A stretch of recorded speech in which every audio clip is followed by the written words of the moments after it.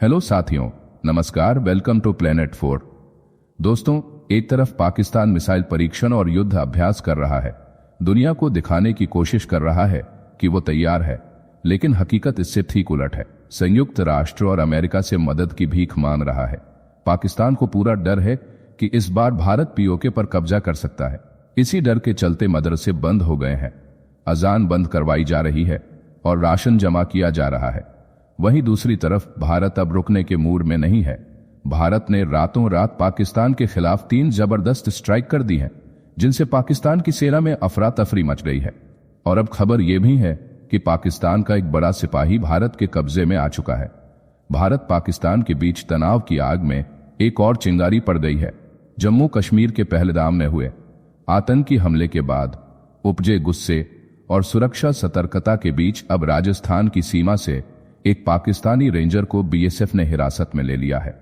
यह वही समय है जब भारत का एक जवान पूरम कुमार शॉ गलती से सीमा पार कर पाकिस्तान चला गया था और पाकिस्तानी रेंजर्स ने उसे गिरफ्तार कर लिया था। अब जब पाकिस्तान ने उसे लौटाने से इनकार कर दिया, तो भारत की तरफ से आया यह करारा जवाब सियासी गलियारों से लेकर बॉर्डर तक भूचाल ला रहा है। जयपुर से आई जानकारी के अनुसार शनिवार को राजस्थान फ्रंटियर की बीएसएफ यूनिट ने अंतर्राष्ट्रीय सीमा पार कर भारत में दाखिल हुए एक पाकिस्तानी रेंजर को हिरासत में लिया।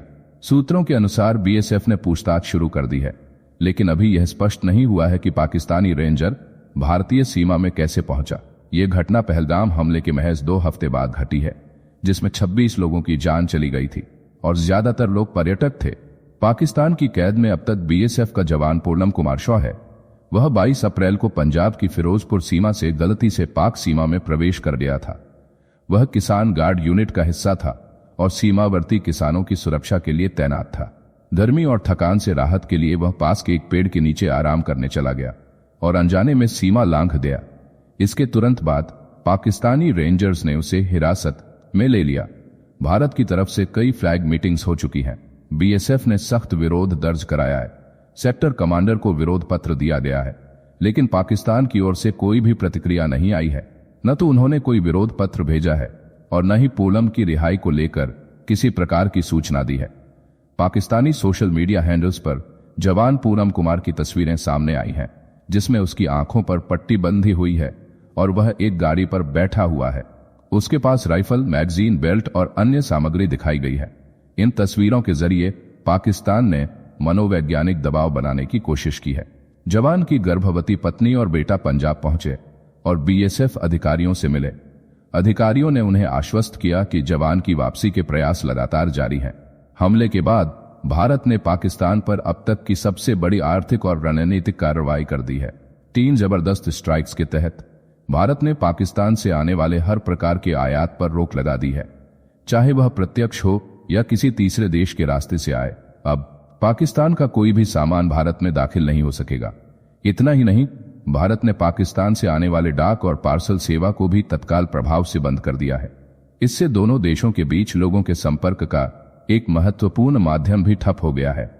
तीसरी सबसे बड़ी कार्रवाई में भारत ने साफ कर दिया है कि पाकिस्तान के झंडे वाले जहाज अब भारत के किसी भी बंदरगाह पर नहीं रुक सकेंगे। भारत सरकार ने यह निर्णय राष्ट्रीय सुरक्षा और सार्वजनिक नीति के तहत लिया है। पाकिस्तान अब पूरी तरह से अलग थलग पड़ता दिख रहा है। इसके साथ ही पाकिस्तान के बड़े बड़े सेलिब्रिटी और नेताओं के सोशल मीडिया अकाउंट भारत में बंद किए जा रहे हैं, जो एक तरह से पाकिस्तान के टॉप लोगों के खिलाफ एक आर्थिक प्रहार है। इस बार भारत के जवाबी एक्शन का डर इतना जबरदस्त है कि पाकिस्तान ने खुद को अपने ही इलाकों में बंद कर लिया है। पाकिस्तान अधिकृत कश्मीर यानी पीओके में हाई अलर्ट जारी कर दिया गया है। वहां की सड़कों पर सन्नाटा है, होटल और मदरसे बंद कर दिए गए हैं और सबसे चौंकाने वाली बात, अजान जैसी धार्मिक प्रक्रिया तक लाउड स्पीकर से रोक दी गई है। पूरे पीओके को एक बड़े युद्ध की आशंका के तहत सील किया जा रहा है। प्रशासन ने स्थानीय लोगों को हथियार चलाने की ट्रेनिंग देनी शुरू कर दी है। राशन जमा करने के आदेश दे दिए गए हैं। दवाइयों, गैस सिलेंडर और जरूरी सामानों की खेप पहुंचाई जा रही है। लोग डर के साए में अपने घरों में राशन भर रहे हैं। पाकिस्तान जानता है कि इस बार भारत इंतकाम की आग में सिर्फ आतंक के ठिकानों को नहीं बल्कि उनकी जड़ों को मिटा सकता है। इसी डर से पाकिस्तान ने पीओके में पर्यटकों की आवाजाही पर रोक लगा दी है। शादी समारोह के हॉल सील कर दिए गए हैं, आतिशबाजी तक बैन कर दी गई है। डर ऐसा है कि हर आवाज से पाकिस्तानी सेना सहमी हुई है। सिर्फ आम लोग ही नहीं, बल्कि पाकिस्तानी प्रधानमंत्री ने सऊदी अरब, संयुक्त अरब अमीरात और डेनमार्क जैसे देशों से मदद की गुहार लगाई है। चीन, जो पीओके में अरबों डॉलर का इंफ्रास्ट्रक्चर प्रोजेक्ट चला रहा है, वो भी अब इस तनाव में खिंच गया है। चीन के राजदूत लगातार पाकिस्तानी सेना से संपर्क में हैं, लेकिन भारत की तरफ से कोई संदेश नहीं है, सिर्फ सन्नाटा है, और वह भी बेहद भारी। पाकिस्तान को यह डर सता रहा है कि भारत अब आतंकवादी ठिकानों को खत्म करने के बाद पीओके में स्थायी रूप से सेना तैनात कर सकता है, जैसे इसराइल ने हमास को खत्म करने के लिए गाजा में किया है। इसी वजह से प्रशासन ने 1000 से ज्यादा मदरसों को बंद कर दिया है। उन्हें डर है कि भारत इन संस्थाओं को आतंकी ट्रेनिंग सेंटर साबित कर सकता है।